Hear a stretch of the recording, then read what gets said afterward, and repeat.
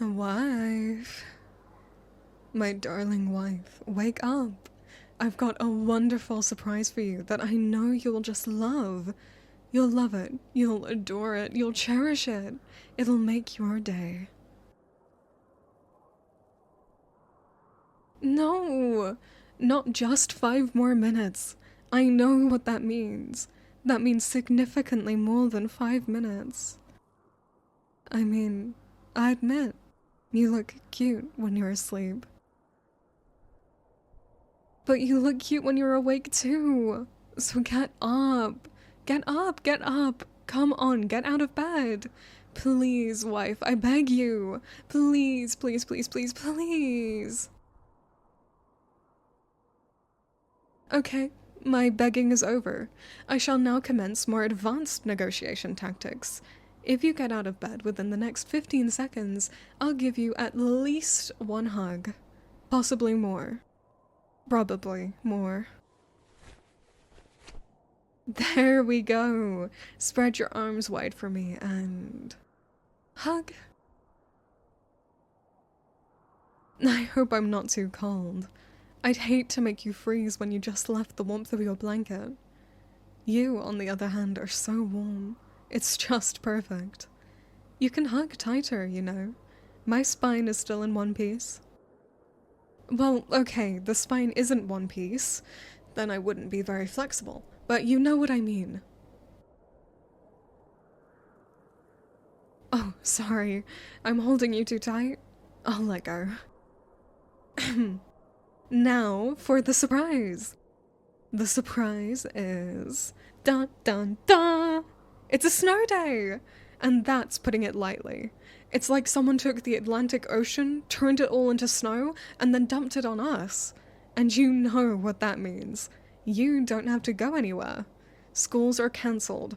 Workplaces are cancelled. The only thing that isn't cancelled is our time together. So come on, let's spend time together. Let's do couple things. We can play games affectionately with each other. I'll start. Let's play a guessing game. Guess how long I was watching you sleep. Wife! I am shocked you would even think of that. Appalled. Flabbergasted. Do you really think I used my magic snow powers to cause this snow day just so we could spend the day together?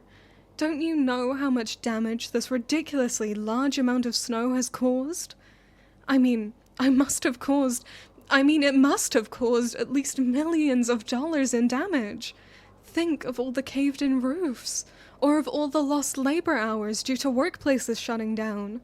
I'm innocent, despite any evidence on the contrary. But enough about that. You're changing the subject, aren't you? The real issue is how we're going to spend our day alone together. What game do you want to play first? How about we have a staring contest? I know I have an unfair advantage since I can stare at you for hours without blinking. But tell you what, I'll play with a handicap. I lose if I blink once, and you lose if you blink 100 times. Or maybe we can play something else, like a memory game. Not to brag, well, okay, maybe I am bragging a lot here, but I am super good at memory games. I'm like an elephant, I never forget.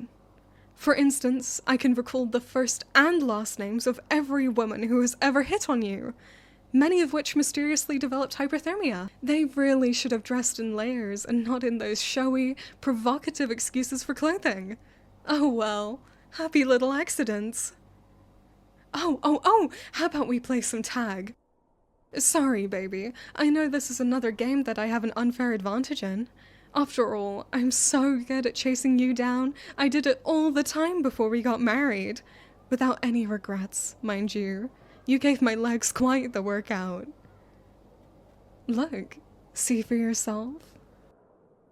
Oh, with you staring like that, maybe you can beat me in a staring contest.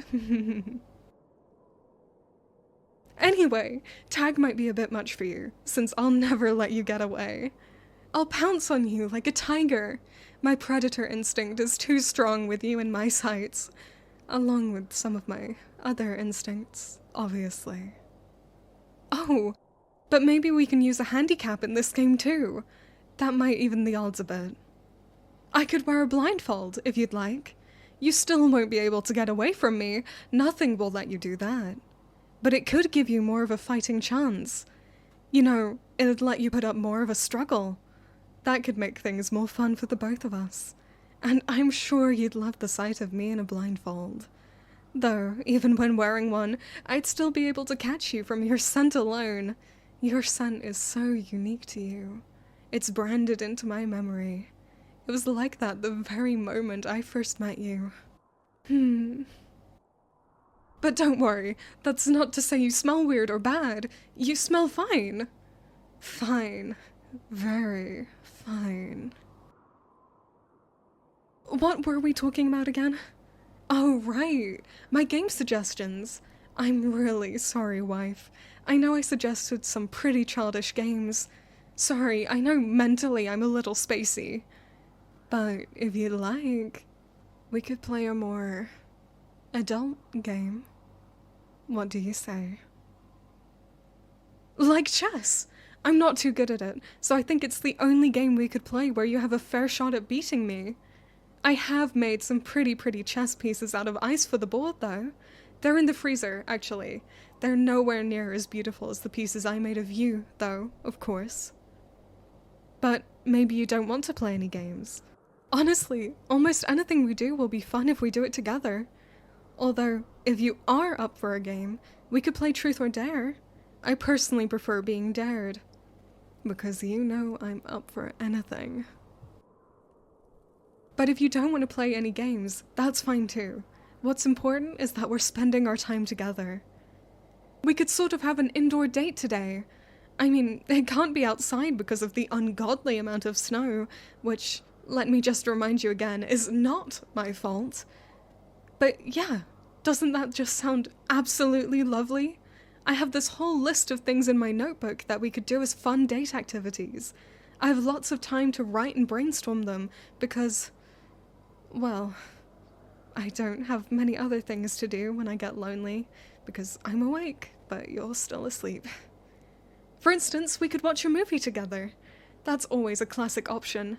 And of course, since I am your loving and understanding snow angel, gosh, I just love that you called me your snow angel.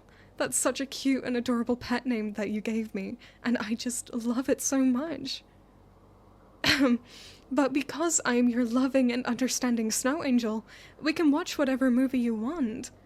Seriously, go ahead and pick. You know I'm not controlling. But if you don't have any idea of what you want to watch, then might I recommend a horror movie? That way when you get scared of the monster or alien or whatever, you can just cling to me.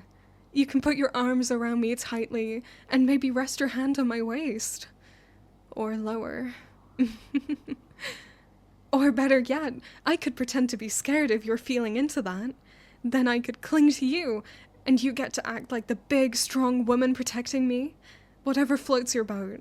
Whatever raises your spirit. Among other things. In fact, if you'd like me to recommend the specific horror movie, then how about The Stalker of Oakview? Though to be fair, even though everyone says it's a horror movie, I think it would be more accurately classified as a romance movie. I mean, the female lead was always watching the male lead to make sure that he was safe, and she even protected him from his awful exes that could never love him the way she did, and she even sent him letters and roses every single day, even when he tried to move away again and again, which is actually kind of sweet, playing her to get like that just to give her the thrill of the chase. The two of them are such a cute couple. No wonder they drew so much attention, even from federal law enforcement. Oh, I'm sorry, wife.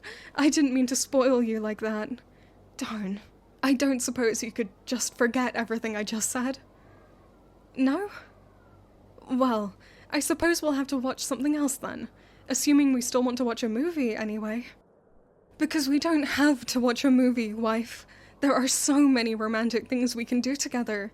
Like, how about we make a time capsule? We could collect all of our little memories together and put them in a nice metal container.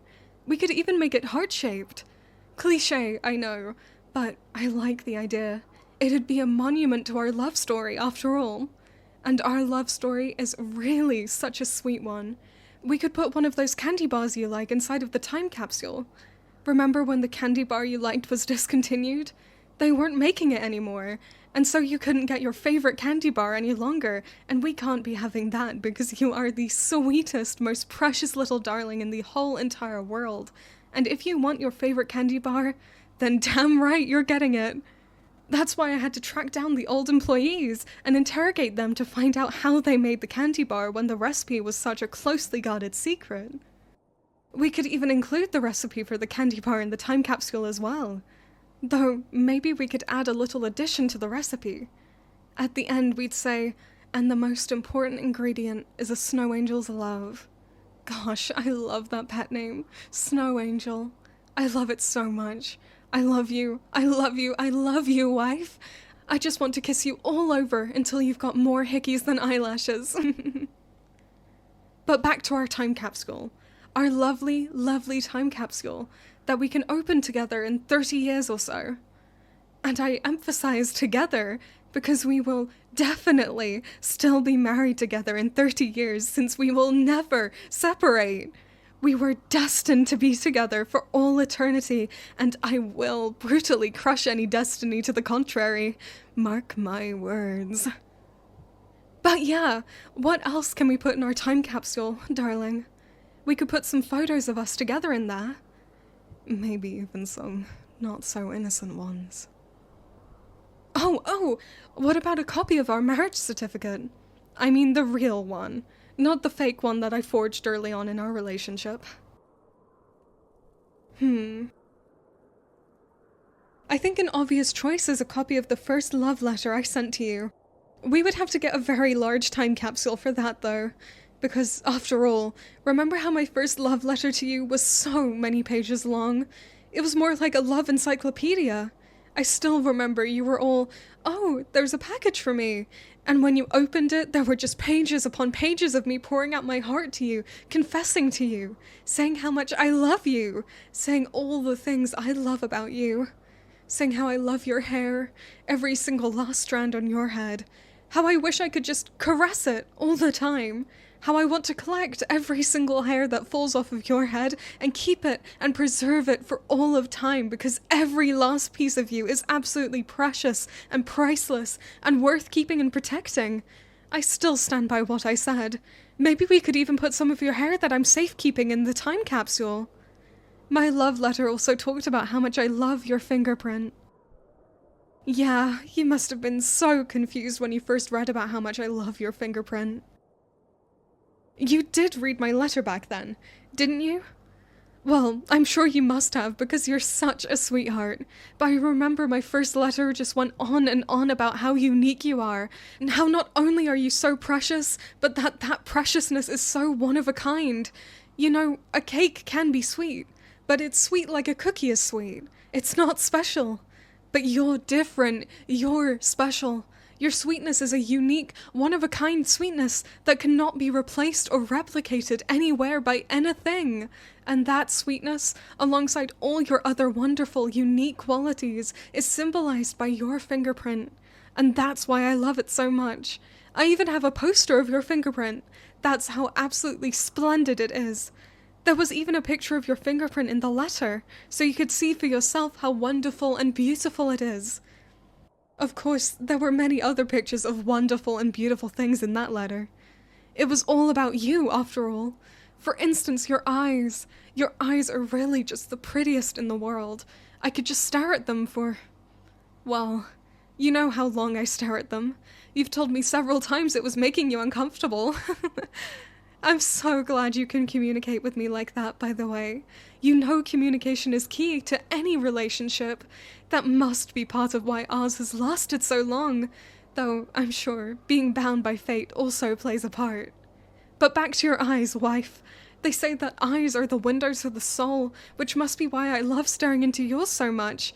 It lets me look at your soul and see for myself that you really are my soulmate. No wonder I get lost in them, forever and ever, until you tell me, honey, it's time for bed, or whatever it is you say anyway. I can't really hear you very well when I'm still lost in them. Even after you're asleep and your eyes are closed, I still like looking at pictures of them so I can still stare into your soul. Oh, I'm sorry, dear. Was I making you uncomfortable again? I was staring too intensely, wasn't I? I'm sorry. Please forgive me. Do let me know if there's anything I can do to make it up to you. And I mean anything. Like, how about cooking? In fact, that's a fun activity we can do together. There are so many ways we can do that. We could cook each other meals. I can cook you all your favorites. And don't worry, you don't have to tell me which ones are your favorites because I know all your favorites.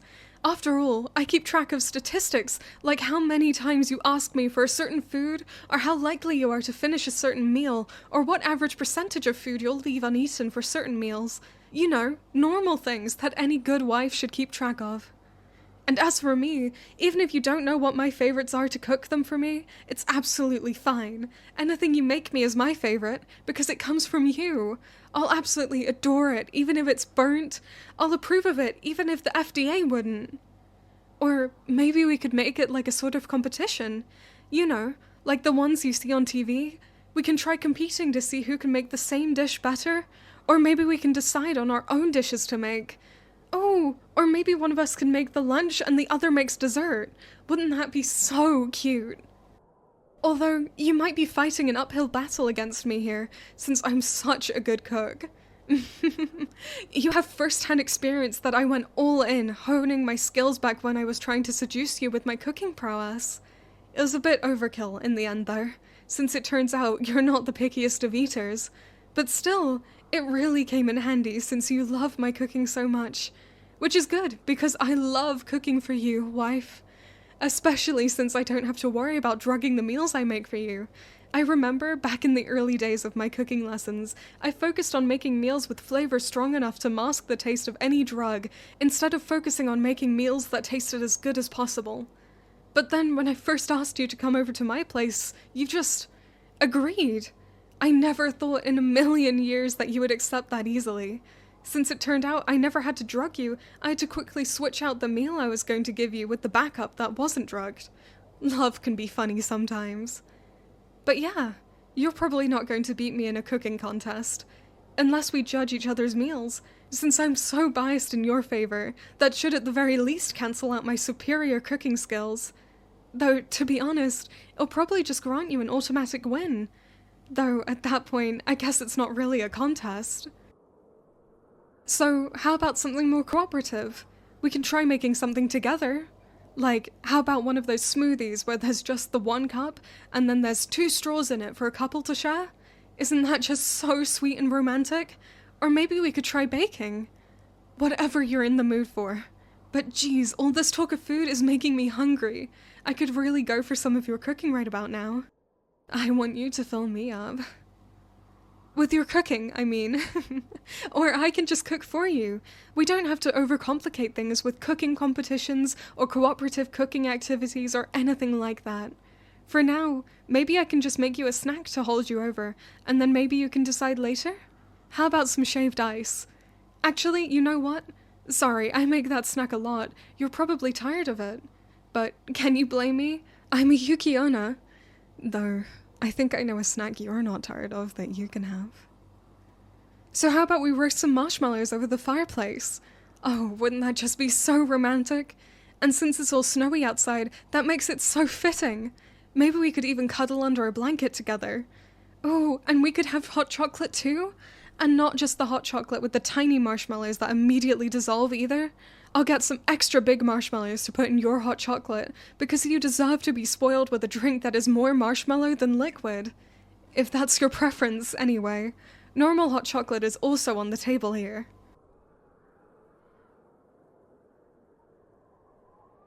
What?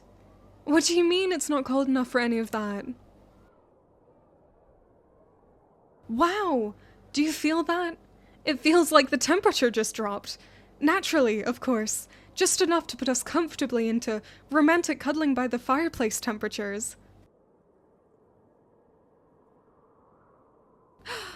Again with your accusations, wife. I'm highly offended that you'd accuse me of using my magic snow powers to lower the temperature just so we could cuddle by the fireplace, and maybe a bit more if you're in the mood for that. But yeah, you're right. I'm guilty as charged. But it's too late now. You have to cuddle with me by the fireplace now. The temperature demands it. Look, I even got out the 2-person bedroll for us to share, all set out by the fireplace. And look, it even has your favorite pillow, the one that says yes in capital letters on it.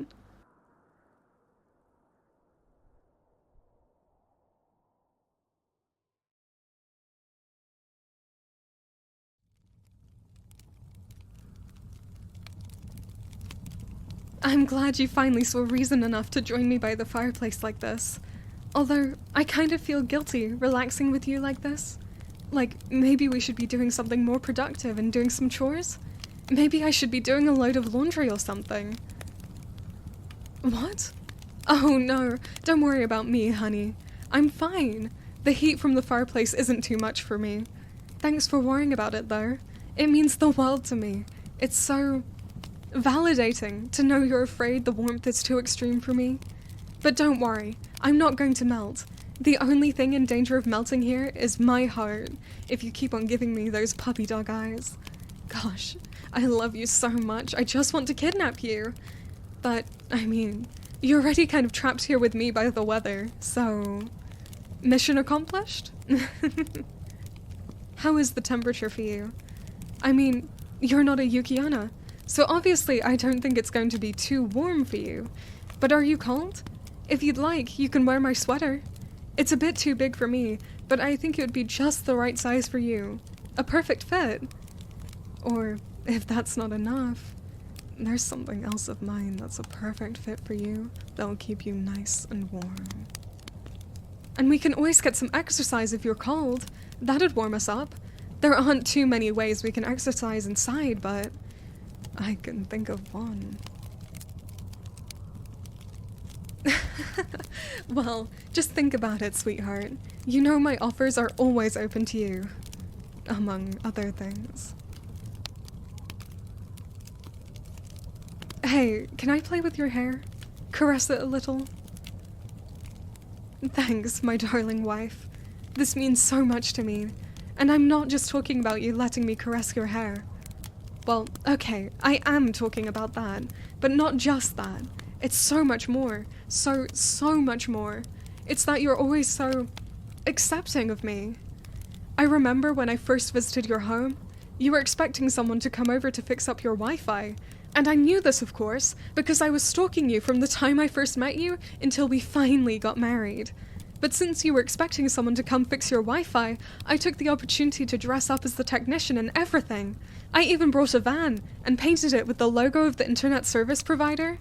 And I paid a bunch of money to get an expert makeup artist. Also, I would have a good disguise, and you wouldn't know it was me.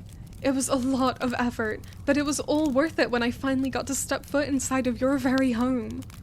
And you invited me in so kindly. You let me use your bathroom, and didn't raise a big fuss when I was taking too long. Not because I was actually using it, but because I was just fangirling and hyperventilating a bit over finally being inside your bathroom. And could you blame me? I mean, your toothbrush was right there, the very thing that touches your bare teeth. I wanted so badly to snatch it and take it for myself and cuddle it to sleep and everything else you could think to do with a toothbrush. But I resisted. I thought that would be too improper. Granted, I was masquerading as an internet service provider's technician in order to invade your home, but taking your toothbrush is where I draw the line. Then you watched me work as I fixed your internet. I had to learn how to actually do it in order to be convincing. I didn't want my cover to be blown, after all. Talk about devoted, am I right? You know I'm the most devoted wife out there. It's not even close. But then, as I was fixing up your internet, you told me... Do you remember what you told me? You told me, you know, if you wanted to come over, you should have just asked. I'd be glad to say yes. You didn't have to pretend to be a worker. I was so embarrassed. I wanted to run out of the room crying, but you calmed me down and assured me. You told me everything was okay, that you're not offended. You also thanked me for fixing the internet. Then when I asked you how you knew it was me, you replied that the temperature dropped as soon as I walked in. It was so obvious in hindsight, I can't believe I didn't realize it then. But I guess it didn't matter in the end. Because you accepted me. Because you always accept me. Even when I was being so unreasonable on our first date. I remember that was when we held hands for the first time. It was magical, breathtaking, and I never wanted it to end. I wished our hands could remain intertwined forever, so as soon as you held my hand, I froze our hands together. Sorry, not sorry. But even though a normal person would have been alarmed to say the very least, you just chuckled a bit. Then you made a cute little pun. You just said, "It's cool." It was so corny, but it was also so sweet. You're always just so sweet. I remember when we were cuddling for the very first time. I wasn't as good at suppressing my coldness back then, so you were shivering whilst you were cuddling me. You were freezing to death, but you still didn't want to let me go, all because you didn't want me to feel neglected. You didn't want me to feel alone. And that's why I promise you, I'll always return the favor, my sweet, sweet wife. I'll never let you feel neglected. I'll never let you feel alone. I'll always keep you company. Every single night. It'd be my pleasure, because I love you. I know I say this a lot, but I really do love you. I'm not really sure how to properly put this into words, but I really, really love you. Every morning, every afternoon, every night. I never stop loving you, not even for a second. I loved you yesterday, and I'll love you more tomorrow. If my love for you could be measured in some sort of unit, if it could be calculated by some sort of machine, the numbers would be beyond trillions and flow off the screen. Every last mathematician would be appalled. If my love for you was a liquid, it would submerge the world. If my love for you were a gas, every last person would choke on it as it replaces the atmosphere. That's how much I love you. And I really do mean love. I'm not just talking about jealousy. I'd give my life for you. I'm not just being selfish or possessive in my love for you. But to be fair, I am the jealous type. I am so the jealous type. I wish I was the only one who had eyes, so that I was the only one who could see you. I'm not even just talking about other women. I get jealous when even animals see you. I get jealous when a pesky fly on the wall sees you in its primitive, blurry vision. If I didn't restrain my jealousy, who knows what would happen? But I restrain myself, because I don't want to be an unreasonable wife. I don't want to cause you trouble. You're my beloved wife, and you deserve a life free of trouble. But I wish I was the only one who had ears. Then I'd be the only one to hear your voice. Even if it was just to hear your voice. Even if I couldn't hear anything else. I wish I was the only one to have ears. Then I could have your sweet, precious voice all to myself. I'd be the only one to hear you say good morning. I'd be the only one to hear you say good night. I'd be the only one to hear you say I love you. Wouldn't that just be wonderful? Well, for me it would anyway, but I know it's unreasonable. It's an unreasonable fantasy, for me to have you all to myself to that degree. But it's hard not to be that unreasonable and jealous when you're the best wife I could ask for, and I could ask for a lot, because you know how needy I am for you. Do you remember when we first got married? Those first few months? I'd always ask if you really loved me. I was in such disbelief that you actually married me. Every morning when you'd wake up, I'd ask if you really loved me, if you were just playing some sort of cruel joke on me. And I'd ask the same thing before we went to sleep. But you were always so patient. You never got angry. You never got annoyed. You'd just assure me, yes, I really love you. And I love you too, wife, especially when you put up with my neediness. Like, in the mornings, I'll always beg you to stay in bed with me for just a few minutes longer. On hands and knees, I always beg you. And then, after we've cuddled for a few minutes, I always ask again for just a few more minutes. You know how I get. You started setting your alarm early so we could wake up for some cuddling. That was so thoughtful of you. Though, it's a bit difficult to wake up so early when I keep you up so late. Thank you so much. You've given me so many reasons to love you, because there are so many things that you've done for me. And there are so many ways I can repay you too. We still have so much of our day together left. We can spend it however you want. But if you'd just like to cuddle a bit longer like this, then that's fine too. Anything with you is fine, because I love you. I love you, wife. I love you, I love you, I love you, I love you.